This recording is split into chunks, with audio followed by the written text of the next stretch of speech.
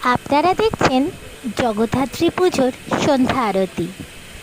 আর আমরা সবাই জানি ভোগ দর্শনে দুর্ভোগ কাটে। তো আজ এই পুজো উপলক্ষে কি কি ভোগের আয়োজন করা হয়েছে এই ছোট্ট ভিডিওর মাধ্যমে আপনাদেরকে দেখাই।